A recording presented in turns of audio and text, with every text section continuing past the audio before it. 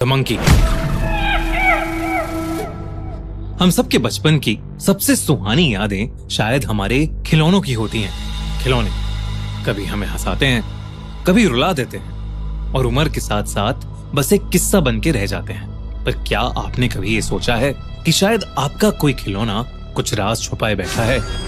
कुछ ऐसे राज जो सिर्फ समय के साथ बाहर आते हैं। शायद डेमी ने भी ऐसा कुछ कभी नहीं सोचा था। लंदन की गलियों में पैदा हुई डेमी 25 साल की यंग इंडिपेंडेंट लड़की थी जो एक मार्केटिंग फर्म में काम करती थी।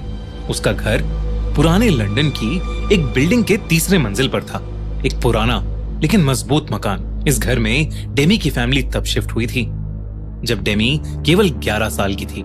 जब वो अपने नए कमरे में गई तो उसे एक छोटा सा बंदर का खिलौना अपने बाकी खिलौनों के साथ दिखा।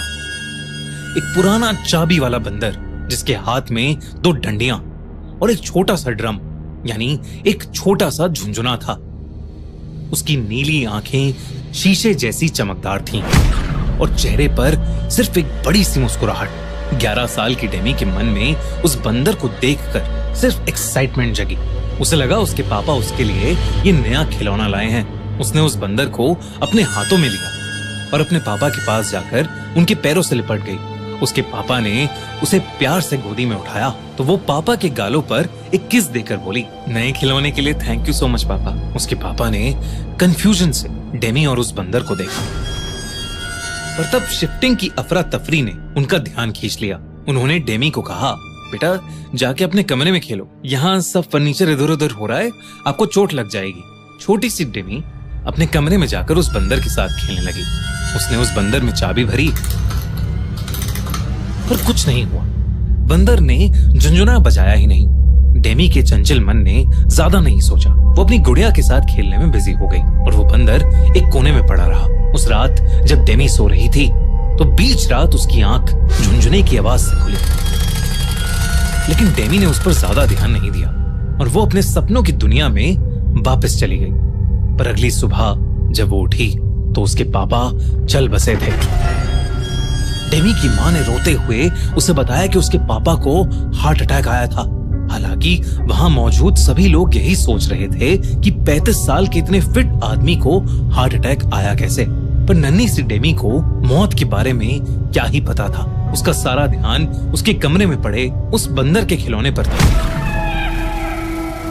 डेमी को उस दिन वो बंदर बहुत अजीब सा लग रहा था, मानो इस दुख के माहौल में सिर्फ वो बंदर अजीब सी मुस्कान लिए मुस्कुरा रहा था। उस दिन के बाद वो बंदर एक शेल्फ पर ही पड़ा रहा। डेमी ने कभी उससे खेलने की कोशिश नहीं की, पर वो उस बंदर को अपने पापा की तरफ से एक आखिरी गिफ्ट मानती रही। इसलिए उसे फेंकने का ख्याल कभी डेमी के दिमाग में आया ही नहीं। समय का पहिया घूमा और धीरे धीरे वो बंदर भी डेमी के बाकी खिलौनों के साथ एक स्टोर रूम में चला गया। डेमी की आंखों और दिमाग से कई सालों तक छुप गया। अब डेमी एक वर्किंग प्रोफेशनल थी। हाल में उसका प्रमोशन हुआ था और उसने डिसाइड किया कि बोनस के पैसों से वो अपना मकान रेनोवेट करवाएगी। दोस्तों, हमने अपने crime channel the crime show पर सिद्धू मूसेवाला मर्डर केस को कवर किया है। अगर आप सिद्धू के फैन थे या अगर आपको जानना है कि एक्चुअली में सिद्धू मूसेवाला केस में क्या हुआ था, तो इस वीडियो के बाद हमारी उस वीडियो को देखना मत भूलना। लिंक पिन कमेंट और डिस्क्रिप्शन में।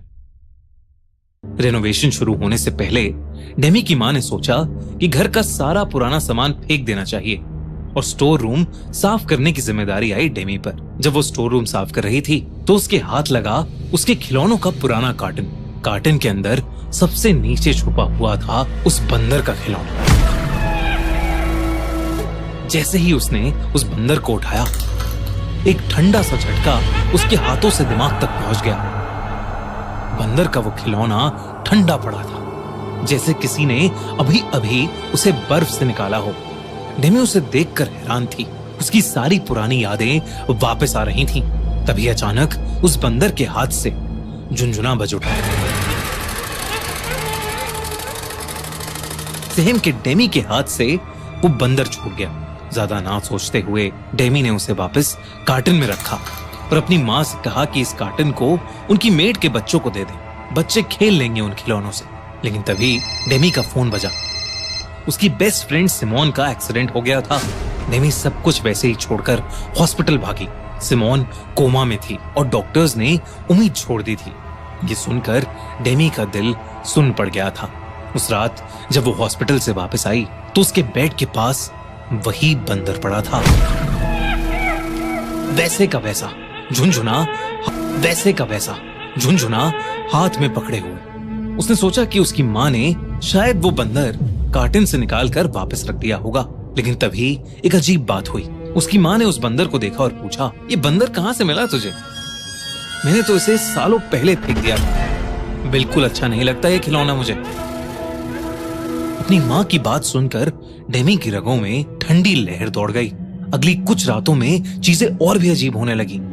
जब भी बंदर का झुनझुना बजता कोई ना कोई बुरी खबर आती। पहले एक रिश्तेदार का देहांत हो गया, फिर सिमोन इस दुनिया से चली गई। उसने सोचा कि ये कैसा इत्तेफाक है, जब भी झुनझुना बजता मौत आती।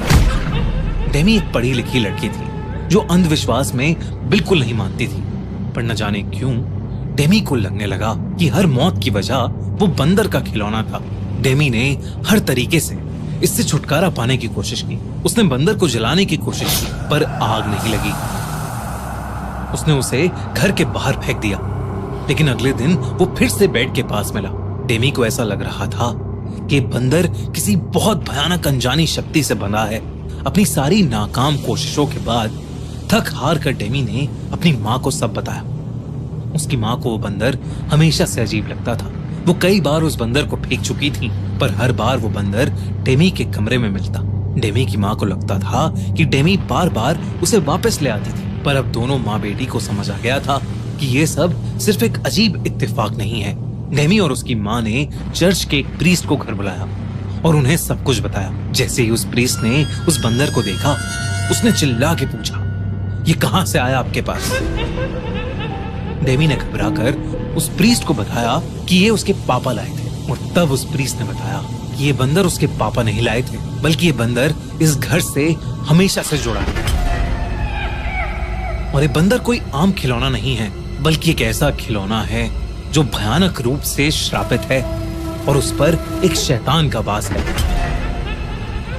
उस प्रीस्ट ने बताया कि वो खिलौना उस घर से कभी नहीं जाएगा।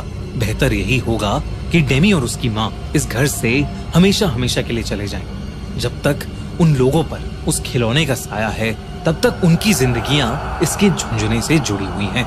जब जब उसका झुनझुना बजेगा, तब तब किसी की मौत का फरमान लिखा जाएगा।